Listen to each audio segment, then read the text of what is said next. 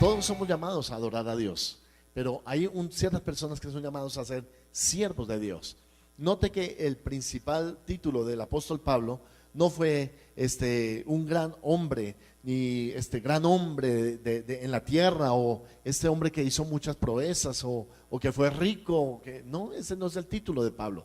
Note que Pablo se identifica como un apóstol de Jesucristo, pero después dice en el capítulo 1 de 2 Timoteo 1:1, usted va a notar que dice: Pablo, apóstol de Jesucristo por la voluntad de Dios, según la promesa de la vida que es en Cristo Jesús. Y en 1 Timoteo capítulo 1 versículo 1 dice: Pablo, apóstol de Jesucristo por mandato de Dios nuestro Salvador y del Señor Jesucristo nuestra esperanza. Ahora notemos también que Timoteo era muy joven, y por ser joven él necesitaba una ayuda pastoral. Que todo joven necesita una ayuda pastoral, que ningún joven puede estar sin un pastor. Que ser uno joven, venir a una iglesia, pero sin ser pastoreado, no es bueno, no es bueno. ¿Cuándo somos pastoreados? Cuando tenemos una relación con nuestros pastores. Y esto es muy importante. Usted necesita tener una relación como un padre a un hijo, como un pastor a una oveja. Y aquí nos vamos a referenciar a una serie de relaciones que deben establecerse en la iglesia, en la cual usted va a ser edificado y bendecido.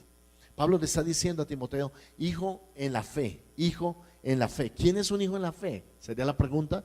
Usted puede ver 1 Timoteo 2:2. ¿Quién es un hijo en la fe? Y estuvimos hablando en la primera conferencia acerca de paternidad espiritual y lo que significa ser un hijo en una casa como en una iglesia. Que un hijo, recuerda esto, ¿cuántos de aquí tienen hijos? ¿Verdad?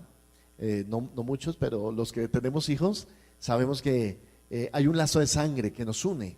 Hay una unidad. Usted puede hacerle una prueba de ADN a su hijo, ¿verdad? Y va a salir que sí, que efectivamente es su hijo, porque hay un lazo de sangre, algo que los une, un factor común en este caso. Y lo que unía a Pablo con Timoteo era la fe. Ese era el ADN de ellos, y es el ADN que debe existir en la relación en una iglesia. Cuando usted viene a una iglesia, debe tener un ADN, es muy importante que lo tenga. ¿Y eso qué es el ADN? Entonces dijimos que es la fe, y la fe entendida como una sola cosa, como la doctrina, en este pasaje de 1 Timoteo 1. Vamos a entender qué es la doctrina. Vamos a desarrollar la doctrina apostólica en la iglesia, y vamos a darnos cuenta cómo Pablo se preocupó por la pureza de la doctrina, que no se saliera del curso de los apóstoles, que no se saliera del curso de las enseñanzas del Señor Jesucristo. Él advierte que vendrán personas que desviarán a algunos de la fe. Note que ese es otro de los objetivos de Pablo al escribir a Timoteo en versículo 6, 1 Timoteo 1:6, todos allí, dice: de las cuales cosas desviándose, algunos se apartaron a vana palabrería y queriendo ser doctores de la ley, sin entender ni lo que hablan ni lo que afirman. Es decir, hermanos, no es fácil pastorear, no es fácil enseñar la palabra de Dios. Debemos estudiar para poder enseñar la palabra del Señor. En nuestro caso, tenemos un sistema en la iglesia para aprender la palabra. ¿Cómo se llama ese sistema? ¿Quién me dice? Escuelas bíblicas. Perfecto, las escuelas bíblicas son el sistema en nuestra iglesia para aprender la palabra del Señor. Usted viene a una escuela, empieza por la primera, luego el segundo nivel, tercer nivel, y va ascendiendo en el nivel, no porque sea mejor que los del nivel anterior, sino porque cada vez hay verdades más profundas que le van a retar y a desafiar en su vida espiritual. Entonces, por lo menos en la iglesia lo tenemos, pero tenemos un seminario bíblico, ¿sí? En la iglesia hay un seminario bíblico. Y yo no sé si usted lo sabía o no, pero en el seminario bíblico es 3 años estudiando la palabra de Dios. Todos los sábados nos reunimos de 8 de la mañana a 1:30 de la tarde, y tenemos unos estudiantes allí en el seminario bíblico que se han preocupado por aprender la doctrina de la iglesia y la doctrina de la palabra de Dios. Allí en el seminario bíblico enseñamos la palabra con una apertura, con una exposición bastante profunda, a través de maestros que han pasado por seminario bíblico todos. Lo interesante de eso es la calidad de la enseñanza, ¿sí? Que cuando estamos en el seminario bíblico podemos aprender lo que a otros les ha costado tanto trabajo aprender, lo podemos aprender mucho más fácilmente. Y usted se prepara para ser un hombre de Dios, un siervo de Dios fundamentado en la palabra. Pablo sabía que en este tiempo habría muchas personas que profetizarían, que harían milagros, que enseñarían a la gente, que predicarían en las iglesias, pero no todos tienen una doctrina correcta o adecuada. Usted está escuchando los problemas que hay en las iglesias, ahora es por la falla en la doctrina de los pastores, la falla estructural en el conocimiento de los siervos de Dios. Y no podemos seguir preparando mal a los siervos de Dios. No es una emoción. Pablo no le dijo a Timoteo, ¿cuánto tiempo tienes en el Señor? No, 6 meses, apóstol. Listo, ya eres pastor, ve y pastorea.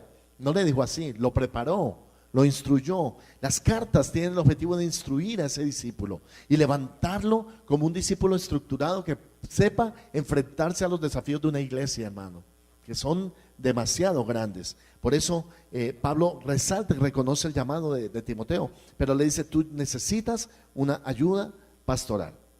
Bueno, también hablamos solo para recordarles, el versículo 5, gastamos una conferencia completa hablando del propósito del mandamiento, el propósito del mandamiento o los mandamientos del Señor. Y dijimos que eran 3, ¿recuerda cuáles son? Allí en el versículo 5. ¿Quién no sabe? El amor nacido, un corazón limpio, primero. El segundo, ¿cuál era? Una buena conciencia.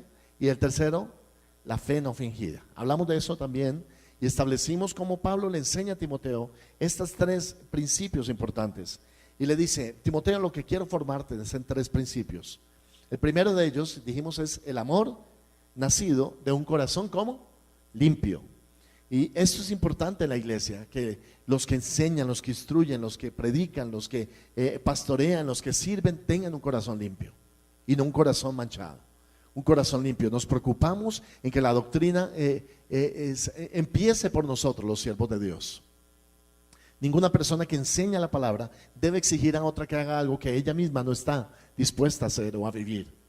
Y es por eso que si enseñamos de oración, seamos personas de oración. Si enseñamos buen testimonio, seamos personas de buen testimonio. Si enseñamos a cuidar, a amar a los hermanos, a servir a Jesucristo con limpia conciencia, seamos personas así. Entonces hablamos del amor nacido en un corazón limpio, hablamos de la buena conciencia y expliqué y tomé tiempo para hablar acerca de la conciencia y el papel de la conciencia en la protección del cristiano para no fallarle al Señor. Estuvimos hablando acerca de la conciencia, de que es el perro guardián de nuestras almas, de que cuando ella toca la alarma hay algo mal que puede estar sucediendo en tu vida, que es la capacidad de discernir la diferencia entre el bien y el mal. Eso es lo que Dios ha puesto en nosotros. Conciencia, que la conciencia se puede estar adormecida, se puede estar ¿cómo? Cauterizada, y hablamos de ese tipo de conciencias que están malgastadas porque han sido apagadas a la fuerza de ser acalladas. Es la voz de Dios dentro de ti, pero tú la callas y la callas y la callas, y tanto llegas a callar tu propia conciencia que ya después ya no sirve. Recuerdan el ejemplo del perrito, ¿no? Yo se los di, y es eso, es que podemos golpear nuestra conciencia cuando decimos, no, tú no molestes, yo voy a seguir en lo mío. Y Pablo advierte acerca de esto a Timoteo y le dice, ten cuidado y genera una buena conciencia, tanto en ti como en los demás. Y el tercer propósito de Pablo al enviar esta carta a Timoteo fue, desarrolla una fe que no fingida. Todos digan fe no fingida. Te recuerdo esos 3 propósitos: es el amor nacido, un corazón limpio, la buena conciencia y la fe no fingida. Ahora, muy bien, en la segunda parte de este capítulo 1 empezamos a ver no solamente estos 3 propósitos de la enseñanza, sino que empezamos a ver cómo Pablo despierta una buena conciencia en Timoteo y le dice, Timoteo, si quieres tener buena conciencia, entonces tienes que ser una persona que sabe distinguir el pecado. Es muy importante. Todos digan hamartía. Hamartía es la palabra en griego para pecado, y lo que significa es la capacidad que tiene el hombre de alejarse de la voluntad de Dios, sea activa o pasiva, sea voluntaria o inconscientemente. Es esa capacidad que todos tenemos de alejarnos del proyecto de Dios. Pecado no necesariamente tiene que ver con cosas como robar, matar, fornicar. A veces no tiene que ver con eso. Tiene que ver con alejarse del propósito de Dios. En otras palabras, Jonás era un siervo de Dios, ¿verdad? Era un profeta. Pero al alejarse de la voluntad de Dios, ¿en qué estaba Jonás? En pecado, en pecado. Todo aquel que se aleja de la voluntad de Dios está en pecado. Y esto es muy importante. O sea que usted puede estar totalmente parado. Mire cómo es el pecado. Usted puede estar totalmente parado ahí, quieto, sin hacer absolutamente nada y estar pecando. ¿Por qué? Porque hay pecados que no tienen que ver con actuar, sino que hay pecados que tienen que ver con pensar. Por ejemplo, yo puedo estar pensando mal de Víctor. Uy, ese Víctor me las va a pagar, no lo soporto. Y estoy totalmente quieto, pero estoy en mi mente, estoy pecando contra un hijo de Dios, ¿verdad? Entonces, ¿qué pasa? El pecado no necesariamente es hacer cosas. No tiene que ver con la cerveza o bailar solamente, sino puede que yo esté totalmente quieto y deseando la mujer del prójimo. Uy, si tan solo, ¿sí? Pensándolo y deseando la mujer del prójimo. Entonces, el pecado no tiene que ver con actuar, tiene que ver también con nuestro ser interior. De tal manera que aquí hay una lista, ¿verdad? Y solo quisiera que la leyeras rápidamente, porque es una lista que está aquí en el versículo 9. Nota lo que dice: conociendo esto, que la ley no fue dada para el justo, sino para los transgresores y desobedientes, y para los impíos y pecadores. ¿Qué es esta diferencia o clasificación que Pablo hace? Mire lo que dice, va a explicarlo, porque él dice transgresor. ¿Qué es transgresión, mi hermano? Quiero definirlo primero aquí. Transgresión, si quiere anotarlo, es la infracción de un mandamiento conocido. Significa cruzar o esquivar un límite. Recuerda que yo le conté que una vez yo estaba ahí en el carro y parqué y me fui a hacer una vuelta y el policía me llamó. Me dijo: usted está infringiendo una ley. Yo le dije: no, señor, yo no he infringido ninguna ley. Y me dijo: mira al frente, y había una señal de no parqué justo al frente del vehículo donde yo había parqueado. Yo no la vi, realmente no la vi. Pero esta fue una infracción de un mandamiento conocido. Esto es interesante. Entonces, Pablo dice que esta ley, o sea, los mandamientos de Dios son en primer lugar para los que hacen transgresión. ¿Qué es transgresión, Ana María? Correcto, pasar un límite o esquivar un límite, cruzar o esquivar un límite o un mandamiento conocido. Pero después dice que es también para los desobedientes. La desobediencia, para los que están anotando, es la rebeldía a los mandamientos de Dios y sus ordenanzas. Desobediencia es rebeldía. O sea, cuando somos desobedientes, ¿qué somos? Rebeldes. Y cuando somos desobedientes a Dios, nuestra rebeldía es hacia los mandamientos de Dios. Si hay algo que Dios aborrece, es la rebeldía. No tengo todo el tiempo para explicarle lo que significa rebeldía, pero la rebeldía puede ser contra Dios o contra los siervos de Dios o contra la iglesia de Dios o contra la palabra de Dios. En otras palabras, usted puede hallarse en una situación bastante preocupante de rebeldía contra el Señor a través de ser rebelde a los mandamientos o a las personas que Dios ha puesto para usted. ¿Qué es la rebeldía, hermano? Es antagonizar contra Dios. La Biblia dice que el primer rebelde, ¿cómo se llama? El primer rebelde de todos, ¿cómo se llama? Satanás. Es un pecado satánico. A veces pensamos, fornicar es satánico, es cierto, ser alcohólico es satánico, pero ¿qué hay de ser rebelde, hermano? Mucha gente en las iglesias hoy en día somos rebeldes. Metámonos todos allí. Somos rebeldes. No hacemos lo que se nos dice. Nos dicen que vamos por este lado, nosotros nos inventamos las reglas y vamos por otro lado. No nos gusta que nos manden, no nos gusta que nos corrijan. Conozco muchas personas que cuando se les corrige en una iglesia, lo que hacen es decir: pastor, hasta aquí llegué, muchas gracias, nos vemos, hasta luego, porque no nos gusta que nos corrijan. Nos sentimos mal, nos sentimos atacados, como si fuera algo personal, en lugar de discernir que cuando se nos está corrigiendo, cuando se nos está exhortando, es para nuestro propio provecho, para nuestro propio bien. Es para que tengamos la salvación, es para que lleguemos a cumplir las metas del Señor, es para que clasifiquemos en una buena conciencia delante del Señor. Entonces hay mucha gente que es rebelde. Para ellos es el mandamiento de Dios y sus ordenanzas. El tercero dice impíos. El impío es lo opuesto a la piedad. ¿Sí? Podemos entender la piedad como reverencia debida a Dios. Cuando hablamos de impiedad, estamos hablando de personas que mediante una actitud rebelde han perdido la reverencia debida a Dios. ¿Conoce usted personas que han dejado de ser reverentes a Dios? Cuando uno no ora, cuando uno no busca de Dios, cuando uno no tiene o no desarrolla esa hambre y esa sed de Dios, uno ha perdido la reverencia de Dios. ¿Sí? Una parte, solamente una nota a pie de página con esto, es que si usted quiere ser reverente, apague el celular en los cultos. Empiece por ahí, todos apaguen el celular, ¿verdad? Porque eso es parte de mi reverencia al Señor. Parte de mi reverencia al Señor. Llegar temprano es parte de mi reverencia al Señor. No es el culto al hombre, pero es el culto al Señor. ¿Usted piensa que vale la pena buscar de Dios? Entonces hágalo completamente, íntegramente, ¿sí? Sin demeritar esa parte tan importante que es la reverencia al Señor. La reverencia es el respeto, la honra que Dios se merece. Y nosotros en la iglesia estamos para darle ese respeto y esa honra al Señor. Ahora, el impío se opone a la sujeción y al conocimiento de Dios de una manera consciente.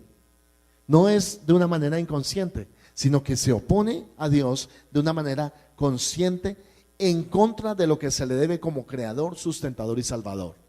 O sea que hablemos del mundo dividido en dos: los impíos y la iglesia del Señor. Esa es una clasificación muy importante. Así que Pablo está viendo y está diciendo: vas a tener todos estos tipos de personas en la iglesia, Timoteo. Vas a tener los, ¿qué dijimos? Los desobedientes, los transgresores, los desobedientes, los impíos, y hay otro grupo que se llama los pecadores, del griego amartía, el que se desvía de un curso recto. El que se desvía de un curso recto, ese es el pecador. Se desvía.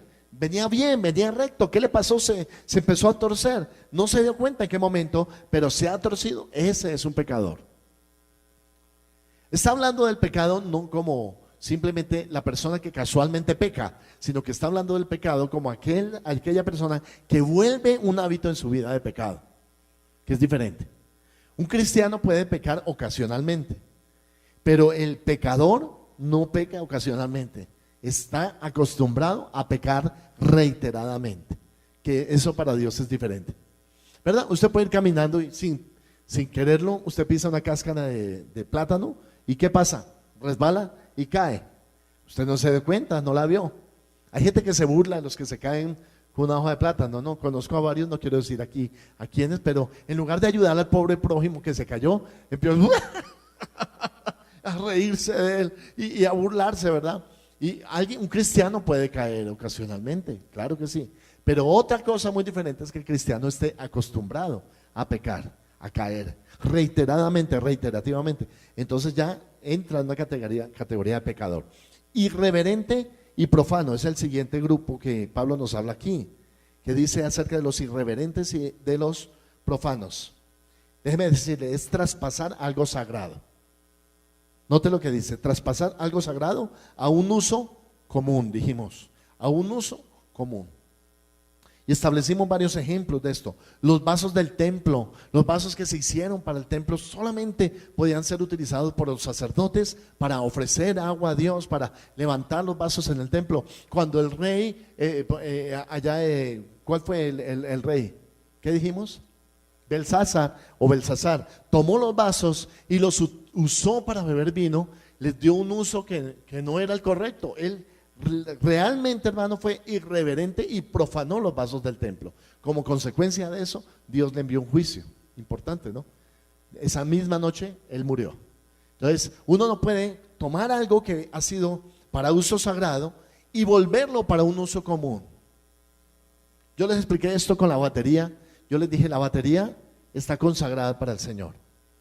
Esta batería, usted nunca va a venir que vamos a ver, los chiches del vallenato. No, bueno, vamos a ver. El grupo Nietzsche viene aquí y me dice: pastor, nos vamos a llevar esta batería para un rumbón allí en el rumbódromo, ¿me la presta? Y yo: claro, sí, llévense la batería. Para eso no está esa batería. Esa batería fue consagrada y es consagrada para Dios, no tiene otro uso. Si alguien la toma, por ejemplo, vamos a ver que el baterista, uno de los bateristas, Ronald, toma la batería y dice: pastor, es que esta noche tengo un toque de salsa y me la voy a llevar. Yo le digo: no puedes, no te la voy a prestar. ¿Por qué? Porque está consagrada para el Señor. Cuando yo tomo algo que es de uso sagrado y lo vuelvo común, soy un irreverente y un profano. Ahora pensemos en esto. Por favor, abra la Biblia en 1 Corintios 6:19. 1 Corintios 6:19. Note lo que dice: ¿o ignoráis que vuestro cuerpo es templo de qué? del Espíritu Santo, el cual está en vosotros, el cual tenéis de Dios, y que no sois vuestros, porque habéis sido comprados por precio. Glorificad pues a Dios en vuestro cuerpo y en vuestro espíritu, los cuales son ¿de quién? ¿Son de quién? ¿Me siguen allí, hermano? No sé si están colocando los versículos, ¿nos pueden ayudar? Qué pena los de multimedia. ¿Sí? ¿Saben? Ahí está. Listo.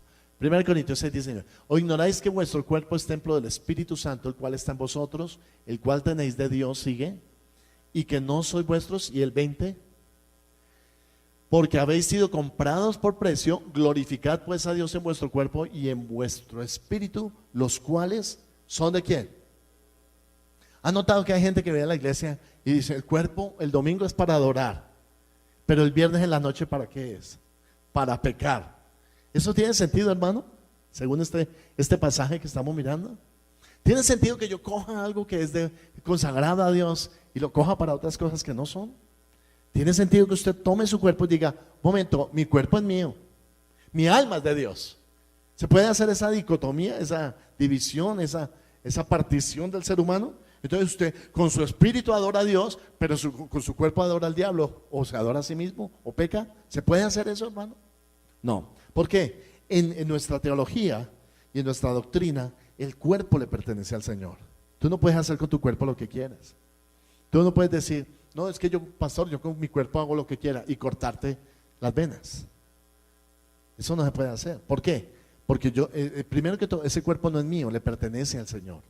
Personas que no se suicidan, pero intentan suicidarse. Bulimia, anorexia, dejan de comer, martirizan el cuerpo, lo chuzan, lo perforan, hacen una cantidad de cosas. ¿Le has preguntado a Dios si es la voluntad de Dios hacer eso con tu cuerpo? Lo tatúan, lo hieren, lo malforman, lo deforman. ¿Has preguntado al Señor si eso es de Dios o no? Ahora que tú estás en Cristo, porque recuerda esto, tu cuerpo ya no te pertenece. ¿Tu cuerpo a quién le pertenece?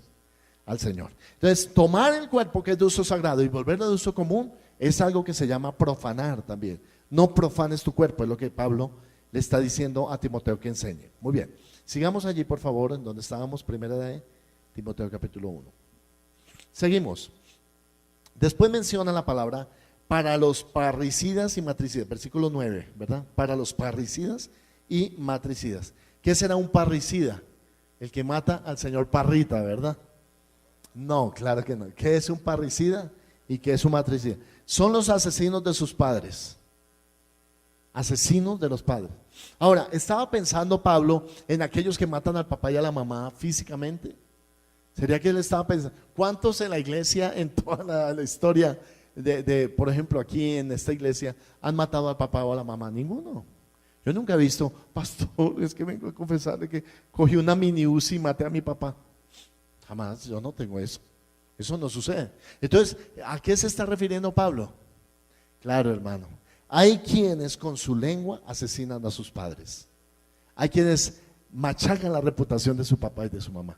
En lugar de honrar, está hablando de reverencia, ¿verdad? Y cuando no lo honra, cuando usted no lo honra, cuando usted no lo ama, cuando usted es desobediente, cuando usted engaña, cuando usted habla mal de su familia y de su papá y de su mamá, usted los está matando. No sea mal hijo, es lo que le está diciendo Pablo. No sea mal hijo, siempre hable bien de sus padres, hónrelos, porque en eso hay vida. No los asesine. ¿Cómo los asesina? Cuando usted le pega a su papá o a su mamá. Hay quienes le pegan. Esta vieja, ¡ay!, le pega. Y la pobre viejita, no me pegue. Y son así, hermano. ¿Por qué? Porque son parricidas y matricidas. Desde ese punto de vista, le está diciendo, tenga cuidado con tocar a su mamá o a su papá. Esto es muy importante. Defiéndalos, ámelos, hónrelos, denle una posición adecuada, póngalos en un lugar que ellos merecen. Nunca atente contra la integridad de sus padres. Después Pablo habla de los homicidas. Noten el versículo 9, al final habló de los parricidas, de los matricidas, y ahora habla de los parricidas. El Señor dijo que no matáramos con nuestra lengua. Cuando usted habla mal de alguien, toca la honra, la reputación, la integridad, sin estar seguro de lo que usted está diciendo. Esto es muy, muy frecuente, hermano. ¿No ha visto? Últimamente ahora aún lo juzgan a usted sin siquiera darle la oportunidad de defenderse. hablan mal de usted, hablan mal de su reputación, juzgan sus motivaciones, ¿sí? Y sin ni siquiera darle la oportunidad de entender o conocer cuáles son sus puntos de vista. Esto es muy frecuente ahora en el mundo. Entonces hay gente que es homicida, mata la reputación de un hombre, y Pablo se está refiriendo también a eso. Ahora, note que dice, para los fornicarios. ¿Qué son los fornicarios? ¿Alguien que me diga? ¿Qué son? Relaciones sexuales antes del matrimonio. Antes del matrimonio. Fornicarios. Por favor, vamos a buscar alguna cita rápidamente. Carlos, 1 Tesalonicenses 4:3, Felipe, 2 Corintios 6:18, Estefanía, Proverbios 4:23 y Mile, 1 Corintios 6:9. Rápidamente, estas citas bíblicas. 1 Tesalonicenses 4:3, Carlos.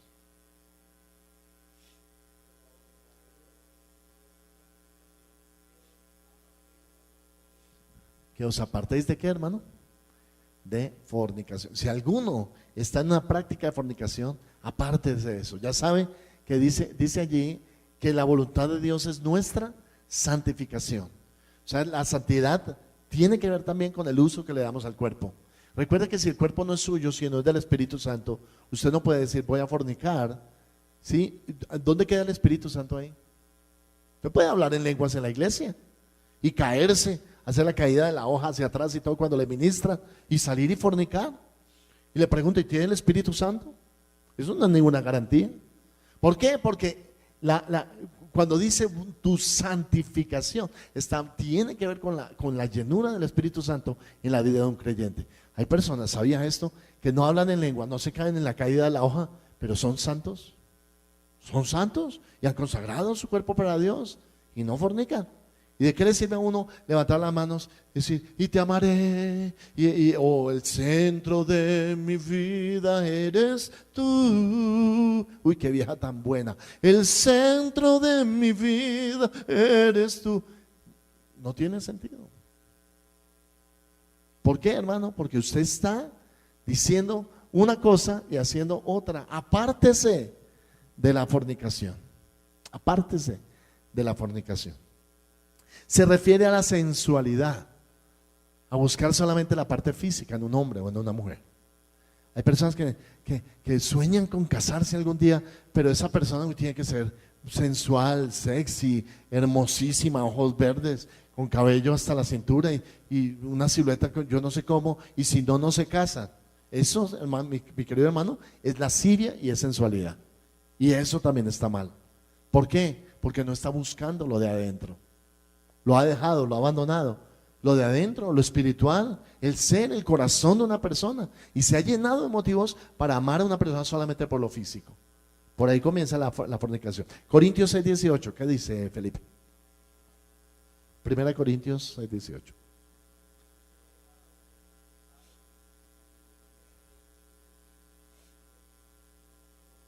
Y el 19, no, creo que estás en 2 Corintios. Sí, busca 1 Corintios 6:18. Ahí está. Míralo.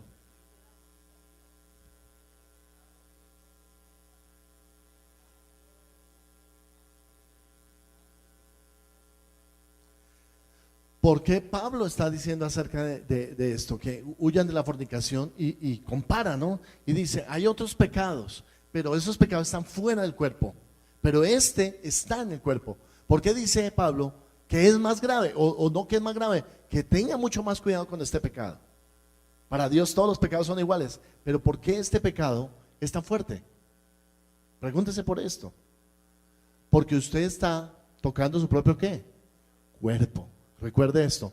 Entonces, cuando dice huir de la fornicación, siempre viene a mi mente José.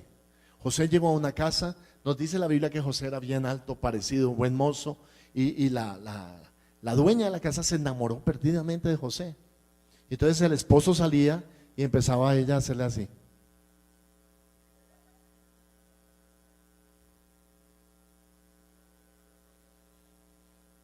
Y un día salió toda vaporosa en pijama y vio a José por ahí y así picándole el ojo. Y José, Y así fue ganando como terreno, ¿no? Y un día que lo pilló por ahí, llegó y cogió y se le insinuó, le dijo, duerme conmigo. Pues yo me imagino que, duerme conmigo. ¿Sabe qué, hermano? O sea, esta mujer era tremenda, era egipcia, pero no tenía temor de Dios.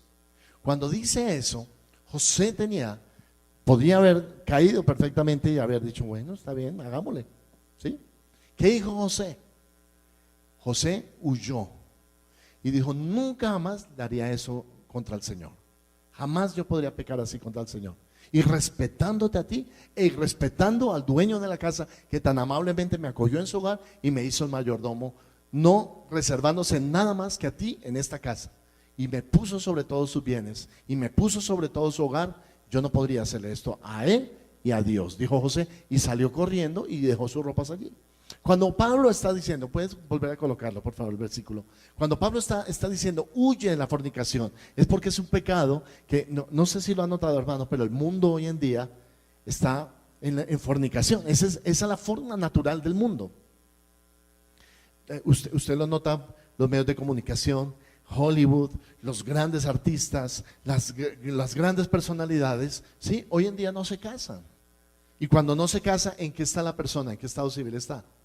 Si usted no es casado y tiene relaciones sexuales, para Dios, ¿cómo se llama eso? ¿Unión libre o fornicación? Nosotros le hemos dado ese sentido, ¿no? Para amortiguar la situación. Porque ante los hombres es una unión libre, pero ante Dios, ¿qué es, hermano? Fornicación. Porque todo lo que no está bajo el pacto de matrimonio se llama fornicación. Note esto. Usted no puede decir, no, es que es una prima y es que me quiere tanto y tan cariñosa y es que ella me consiente y eso no es pecado. ¿Cómo algo tan lindo puede ser pecado? ¿No han notado ese argumento en los jóvenes? ¿Y cómo algo tan especial y tan lindo puede ser pecado? Hermano, es pecado, así lo llama el Señor. Le llama fornicación, viene del griego porneia. Y ese es la misma palabra que se utiliza para pornografía. Entonces, la pornografía está dentro también de la fornicación. Mire cómo es esto. A Dios no le hace diferencia que usted se acueste o que simplemente sueñe o se deleite haciendo exactamente ese pecado. O incluso deleitándose con aquellos que pecan, porque dice que no te hagas partícipe de los pecados ajenos. No te hagas partícipe de los pecados ajenos. Tú no puedes pretender venir y meterte en una cama y luego ir al grupo familiar para enseñar la Biblia. Eso no se puede hacer, ni se debería hacer. Uno en la honestidad, en la transparencia, pastor, no me ponga. ¿Por qué? Pastor, tengo que tratar un área. Usted no puede danzar y acostarse con su novia. Danzar en la iglesia y acostarse con su novia, no se puede. No puede tocar la guitarra y acostarse con su novia, no puede. ¿Por qué? Porque está bajo la fornicación. Y esto es muy delicado. Lo que usted hace no puede, note esto, no puede usted disociar o separar lo que hace con su cuerpo de lo que hace con su espíritu. Para Dios hay una unidad, usted no puede romperla. Por esa razón Pablo dice, tenga cuidado con los fornicarios. Siguiente versículo, Proverbios 4:23. Estefanía.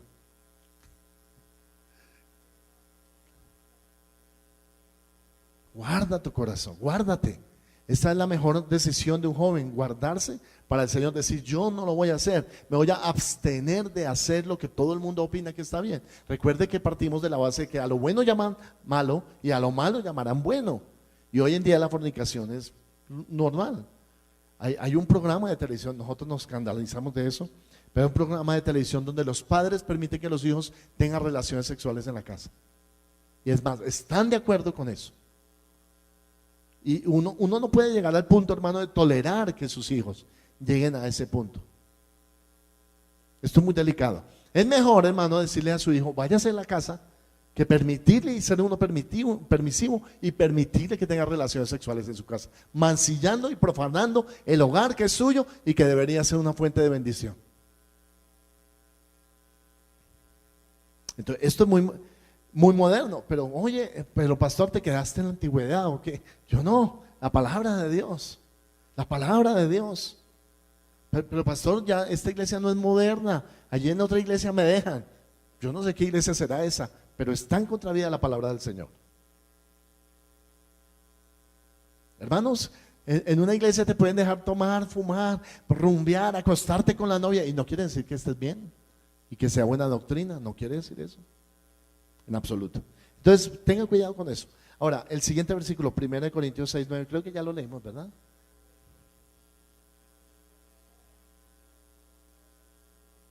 Ok.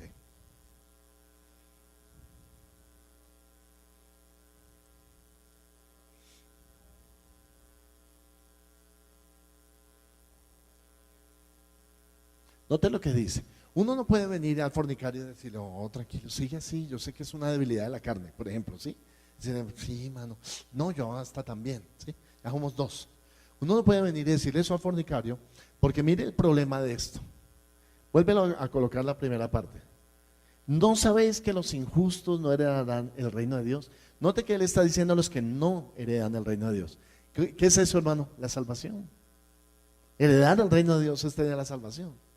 Y luego dice, ni los no erréis, ni los fornicarios. Lo dice claro, ¿sí o no? Ni los fornicarios. Un pastor te puede decir, oiga, sí, mucha debilidad de la carne, pero no es de Dios, porque está apartándote del reino de Dios. ¿Para qué vienes a la iglesia? ¿Para qué te esfuerzas? ¿Para qué eres santo? ¿Para qué adoras? ¿Para qué lees la Biblia? ¿Para qué la estudias? Hermano, para heredar el reino de Dios. Y si usted hace prácticas que lo alejan de ese propósito, entonces, hermanos, los pastores tenemos que decir la verdad. Estás alejándote del reino de Dios con tu conducta. Cambia tu conducta y no trates de acomodar la palabra del Señor a tus actos, porque muchas personas prefieren acomodar la palabra del Señor a sus actos. Entonces dice, si, a ver, una vez una persona me dijo, pastor, pero si Dios es amor, y él también dijo, amaos los unos a los otros. Mire cómo, ¿sí o no? Está acomodando la palabra de Dios. Está diciendo, Dios es amor y esto que hacemos se llama hacer el amor. ¿O no? Y luego dice, y amados los unos a los otros. Yo estoy cumpliendo el mandamiento, pastor. Eso es sinvergüenza, ¿no? ¿Cómo vas a decir eso? Estás torciendo la palabra de Dios para acomodarla a tu conducta. Ten cuidado con eso, no puedes acomodar la palabra a tu conducta. Tienes que acomodar tu conducta a la palabra de Dios. Ahí está el secreto, hermano. Luego menciona un pecado que es interesante, se llama aquí estamos en el versículo 10, ¿no? Para los fornicarios, luego dice, para los sodomitas. ¿Qué es sodomita? ¿Qué son los sodomitas? Vamos a verlo rápidamente. Los sodomitas, en Judas 7, por favor, ¿quién me ayuda? Andrés, ayúdame a leer la palabra de Dios. En Judas 7, recuerdas que es un solo capítulo, ¿verdad? Judas 7, léelo por favor. Vas a leer de Judas 7 y Judas 8.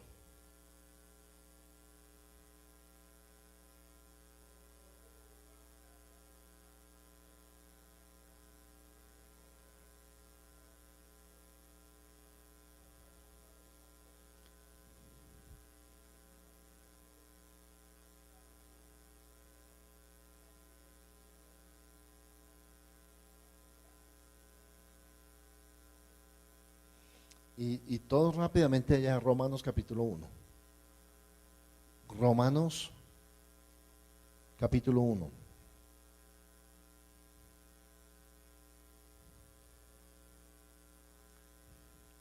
Y en el versículo 26.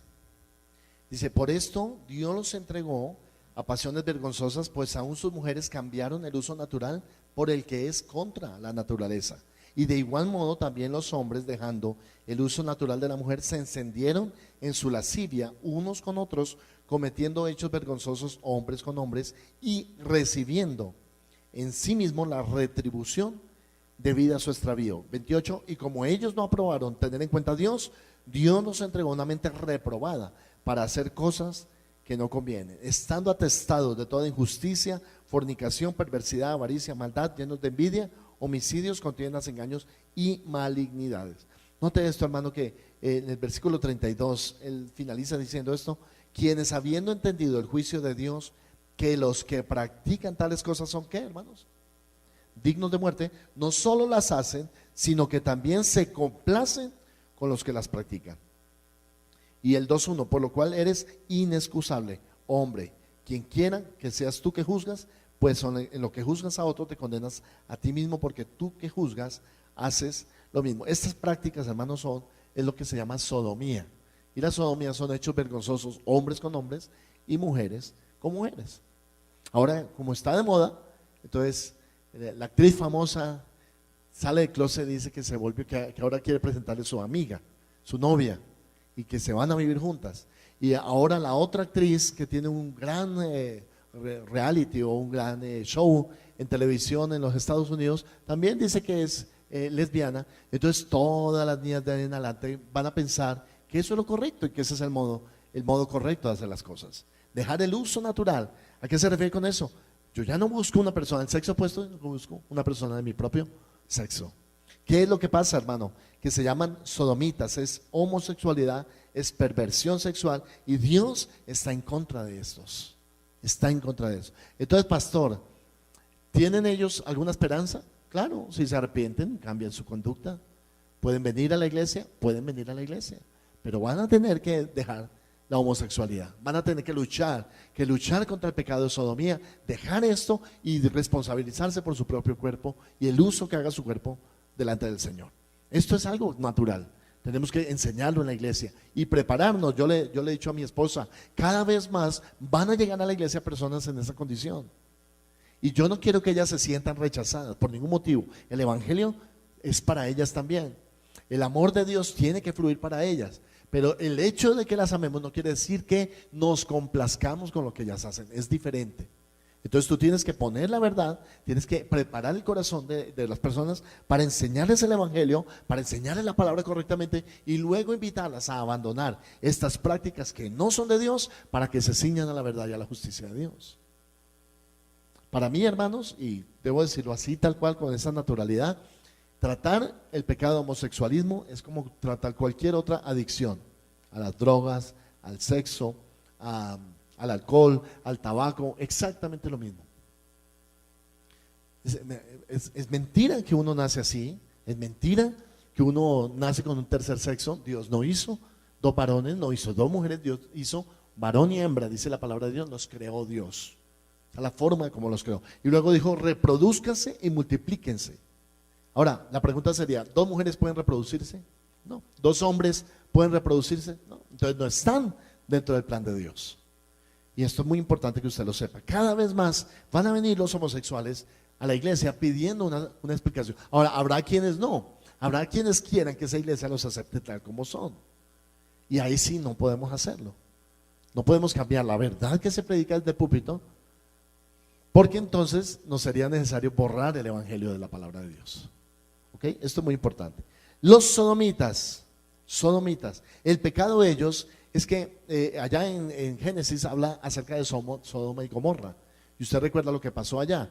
En ese pueblo, en esa ciudad, los sodomitas y los de Gomorra tenían relaciones homosexuales. Y está en la Biblia que cuando vinieron los ángeles de Dios, quisieron violarlos a ellos. Pidieron a Lot, sácalos para que nosotros los violemos. Y Lot dijo, no voy a hacer eso. Y Dios ahí en ese momento los confundió y dice que él los cegó y a tientas no lograban dar con la puerta para entrar donde estaban estos ángeles de Dios, quienes sacaron a Lot apurado de esa ciudad y su familia, porque dijo, Dios va a hacer llover fuego del cielo para que sea borrada esta ciudad. Cuando usted va a la zona del Mar Muerto, ahí se dice que en esa zona quedaba Sodoma y Gomorra. O sea que esas ciudades quedaron enterradas bajo el fuego de Dios. Eso es lo que dice la palabra del Señor. Entonces, ¿qué nos habla esto, hermano? Dios no cambia. Dios no cambia. Dios es el mismo Dios de Génesis, es el mismo Dios de ahora. Usted no puede decir, no, es que Dios está suavizando con ese mandamiento a ver si aceptamos y toleramos ciertas prácticas en la iglesia. No podemos hacerlo. No podemos. Esto es muy delicado, hermano. Muy delicado.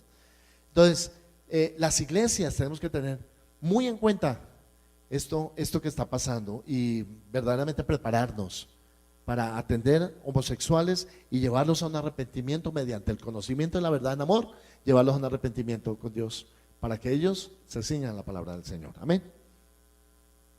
Sigue diciendo, para los secuestradores, bueno, los que raptan a otros. Versículo 9, 10, los secuestradores. Después dice los mentirosos y los pérjuros. El que anda en la mentira es contrario a la verdad, no es verdadero, no es honesto.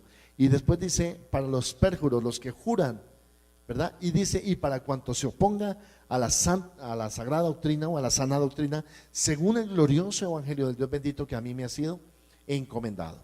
Entonces, hermano, la doctrina correcta es amor y unidad. Una doctrina correcta es sana cuando produce frutos de arrepentimiento y sanidad, y es falsa cuando permite que siga la enfermedad en el corazón de las personas.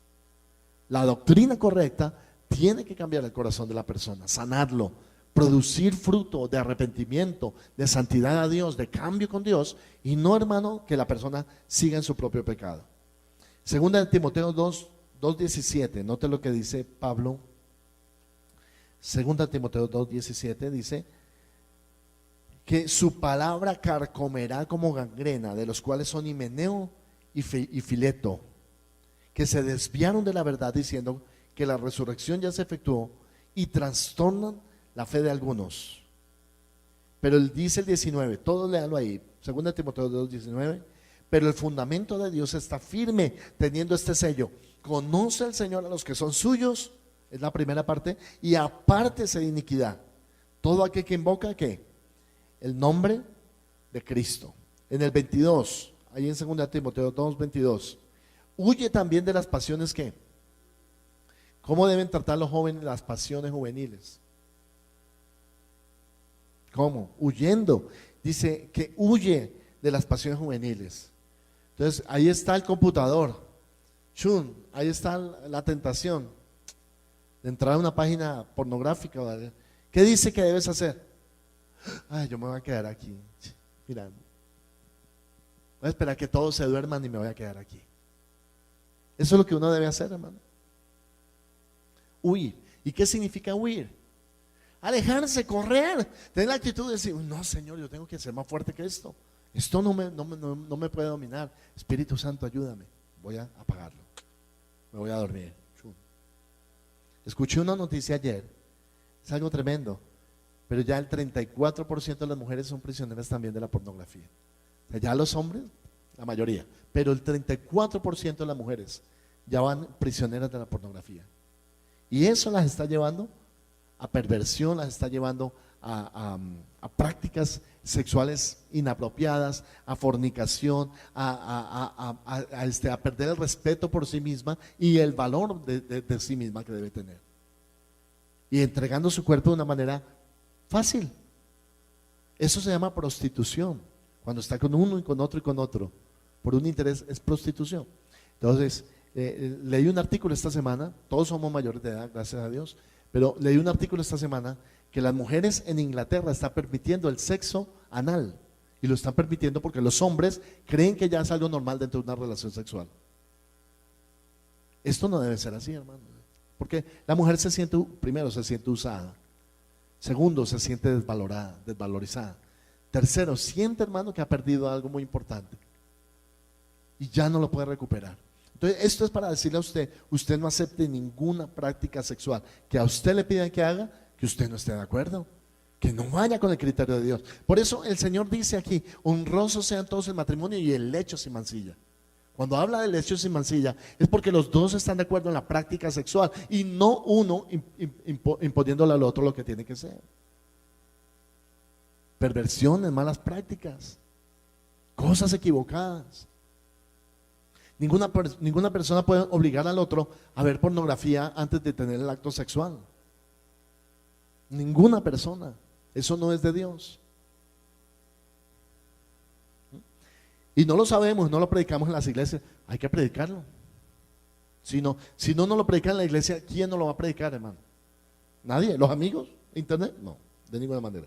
Entonces, la doctrina es sana cuando ataca la enfermedad y la corrige. Efesios capítulo 2, versículo 8 y 9. Efesios 2, 8 al 10. Dice, porque por gracia sois salvos por medio de la fe, y esto no de vosotros, pues es don de Dios, no por obras para que nadie se gloríe, porque somos hechura suya, creados en Cristo Jesús para buenas obras, las cuales Dios preparó de antemano para que anduviésemos en ella. Evalúa tu vida personal, hermano. Evalúa tu propia vida personal y huye de estas cosas con un corazón limpio, una buena conciencia, una fe genuina que esté basada en la gracia de Dios para ser salvo por medio de la fe y no a través solamente de las obras que tú haces. Recuerda que no es por las obras, sino por la fe. Si por la fe tú abandonas la fornicación, si por la fe tú abandonas las malas prácticas, si por la fe tú abandonas, hermano, la malicia, entonces estás bien, porque la fe es la forma, la gracia produce en nosotros arrepentimiento y cambio. Donde hay gracia, hermano, hay cambio permanente. El problema de la gente es que a veces cambia, pero cambia por su propia fuerza y no por la gracia de Dios. Dejan las cosas por un tiempo, pero luego vuelven y caen en lo mismo, en la misma práctica equivocada. Cuando la Biblia dice, hermano, que nosotros debemos ser totalmente sanos de estas cosas, totalmente libres para el Señor, totalmente reproducir en nosotros el carácter de Cristo. Primera Timoteo 1:15 dice, y palabra fiel y digna de ser recibida por todos, que Cristo Jesús vino al mundo para salvar a los pecadores, dice el apóstol, de los cuales yo soy el primero. Y luego hace un canto glorioso del Señor, y con esto voy a terminar esta noche. Hace un cántico glorioso del Señor. Primera de Timoteo capítulo 1, versículo 17, él dice, por tanto al Rey de los siglos, inmortal, invisible, al único y sabio Dios, sea honor y gloria por los siglos de los siglos. Amén. Gloria al Señor. ¿Cómo podemos conocer a ese Rey de los siglos? ¿Cómo podemos conocer al inmortal que no muere, al invisible que nadie puede ver, al único, al sabio Dios? Y luego decir, sea honor y gloria y por los siglos de los siglos. Amén. Hermanos, esto es muy sencillo. Cuando nos santificamos. Cuando nos santificamos. La doctrina de la santidad tiene que estar en nosotros, hermano. Pablo le dice a Timoteo, mantén esa buena conciencia, esa fe. No dejes que tu fe naufrague. Y finalmente el versículo 18 dice, este mandamiento, hijo Timoteo, te encargo para que conforme a las profecías que se hicieron antes de ti, en cuanto a ti, dice, milites por ella la buena milicia. ¿Cuántos quieren militar la buena milicia junto con Pablo y con Timoteo? Hermano, tú eres parte de la milicia del Señor. Conságrate, santifícate, apártate de estas inmundicias, de estas cosas, hermano, para que seas un hombre y una mujer de testimonio que siguen el glorioso evangelio de Dios bendito que te ha sido encomendado. Gloria al Señor. Vamos ahora.